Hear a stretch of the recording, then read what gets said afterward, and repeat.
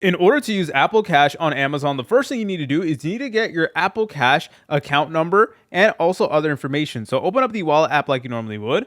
Then under cards, select on Apple Cash, press on these three dots, and then select on card details. Then go ahead and select on card information. After you press on that, it is then going to show you your card number, your CVV, and other important details that you will be using in order to actually put Apple Cash over onto Amazon. So for privacy purposes, I'm not going to show mine, but once you press over here where it says card information, then it is going to show you all that info. Okay, the next thing you want to do is you want to open up Amazon like you normally would. Once you're here in Amazon, make sure you are signed in, then go ahead and press on the profile icon. Then scroll down until you see settings, and you want to select over here where it says see all options. So just press on that. Then scroll down until you see payments. Select on your payments.